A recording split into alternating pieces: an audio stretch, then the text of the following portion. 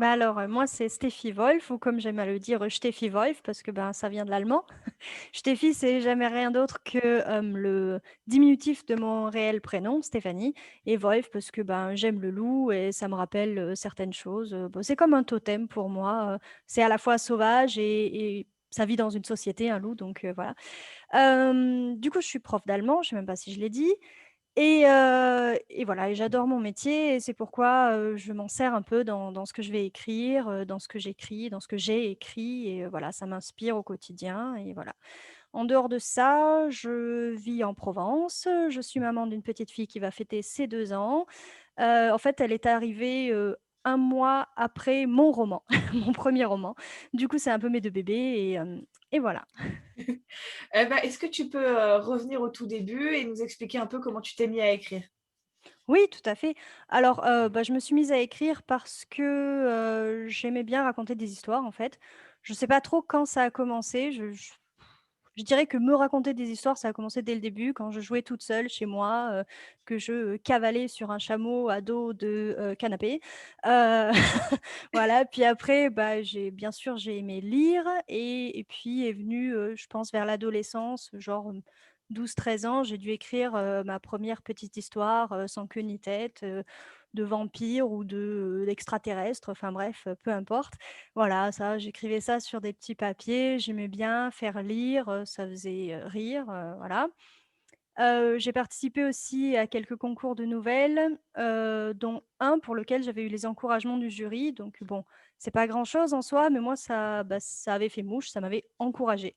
Du coup, bah, j'ai continué à écrire. C'était une petite nouvelle, à propos de loups d'ailleurs et ça m'a encouragée à écrire et donc j'ai continué, je suis les AT notamment et les appels à texte donc et hem et les concours de nouvelles, j'en fais, de temps en temps comme ça, je suis encore jamais arrivée sur le podium. Généralement, je suis juste à côté, genre 4e, 5e quoi.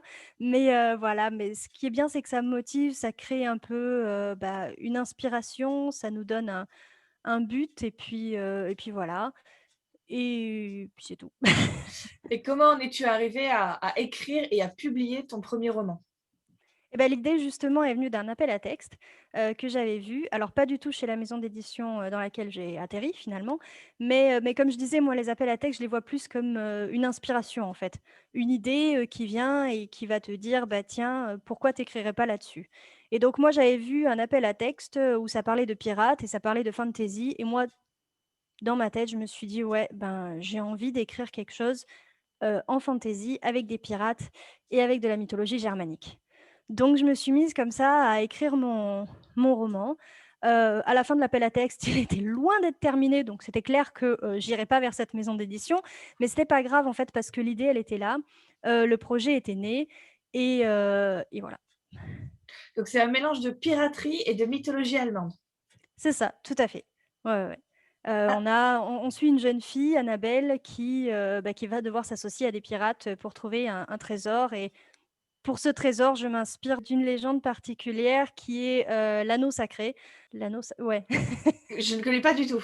Là tu Alors ça l'anneau c'est sacré, c'est l'histoire d'un anneau, mais qui fait partie d'un trésor, infini et le problème, c'est que si on prend une partie de ce trésor, il est plus du tout infini et surtout il devient maudit et donc le dieu, Odin chez les mythologies nordiques ou bien Wotan chez la mythologie, allemande, va vouloir lui garder cet anneau et bien sûr, il va de ce fait maudire, le trésor et donc moi dans mon roman, j'ai surtout gardé l'aspect trésor maudit. oh c'est hyper intéressant, je connaissais pas du tout. C'est une légende qui est très peu connue, mais en fait, qui a été utilisée par, certains grands de, la fantasy, par exemple Tolkien, avec, Le Seigneur des Anneaux. C'est de cette légende-là qu'il s'est inspiré. Alors bien sûr, on n'est pas du tout pareil, hein, lui et moi. Lui, c'est un auteur de best-seller, moi je suis, juste moi. Voilà et puis on n'est pas du tout partis dans les mêmes univers, mais voilà, c'est une légende qui est peu connue, mais qui en fait a beaucoup servi. D'accord, et est-ce que tu peux nous parler de ton travail avec Sudaren, pour ce livre?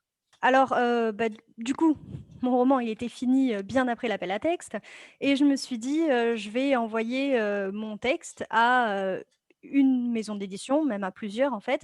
Et comme je suis, provençale, donc originaire du sud, je me suis dit: «J'ai envie d'essayer quand même des maisons d'édition du sud». Voilà. Et puis, donc je l'ai envoyé à plusieurs, hein, bien sûr, et notamment à Sud-Arène qui me faisait un peu de l'œil parce que, bah, je les suivais un peu dans des salons, enfin je les suivais. Il y a un salon pas loin de chez moi, un salon du livre, enfin il y avait, fut un temps. Et et je sais que j'allais toujours les voir, je leur prenais toujours un ou 2 bouquins et voilà, donc je me suis dit: «J'aimerais beaucoup, faire partie de cette maison d'édition».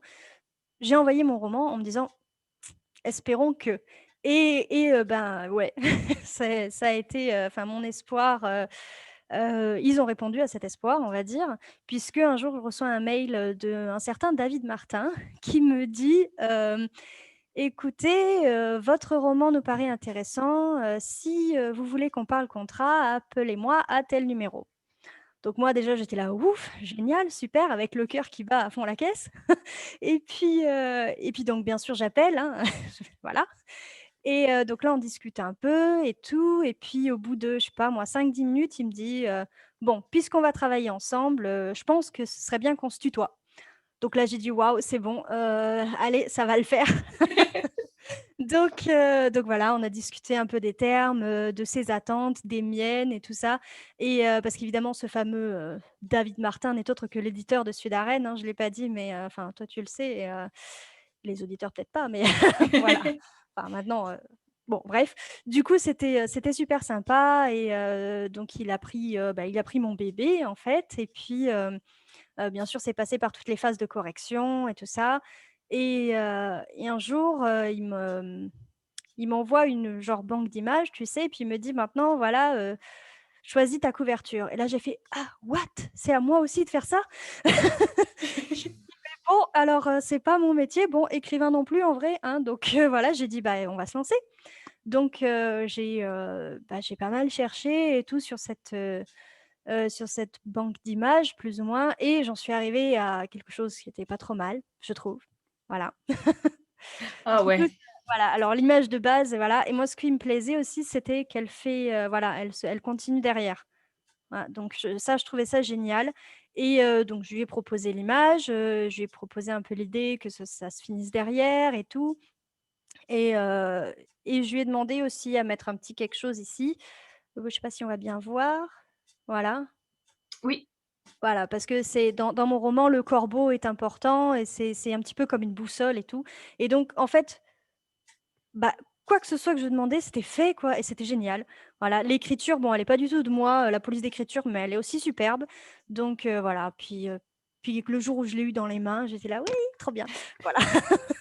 Voilà. Et en vrai, bah, David Lamartin, je l'ai rencontré seulement en septembre 2019. Donc mon livre est sorti, il y a tout juste un an, en avril 2019. Tout juste 2 ans, je veux dire, pardon. Ouh, le temps passe. Et donc je l'ai rencontré après la sortie et cetera sur un salon parce que, bah, comme je disais tout à l'heure, ma fille est née un mois après, la sortie de mon roman. Du coup, faire les salons, enceinte, machin et tout, c'était un peu compliqué pour moi.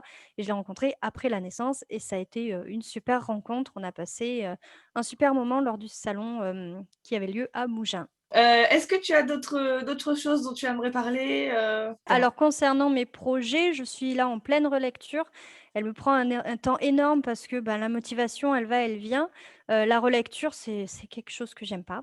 Enfin, disons que c'est pas, voilà, moi, ce que j'aime, c'est le premier jet, c'est, le fait d'inventer l'histoire quand on est en plein dedans et tout. Et la relecture, bon, c'est sympa, mais voilà. C'est revoir l'histoire autrement, c'est la retravailler et on n'est plus dans la phase d'imaginaire, en fait. Et bon, donc ça me prend du temps, mais c'est, le prochain que j'aimerais donc envoyer à David. Et ça se passe, dans une ville, c'est de l'urban fantasy, donc ça se passe, dans une ville forcément, une cité pleine de buildings et cetera, qui se situe dans la réalité, en Allemagne. Voilà, hein, parce que comme je disais tout à l'heure, mon métier m'inspire et puis, bon, ben, voilà. J'aime bien écrire en fait, mais pas forcément pour être lu ou en tout cas pour être publié. Voilà. Je vois. Bah, je te remercie d'avoir répondu à mes questions. Bah, il y a pas de quoi, merci pour l'interview.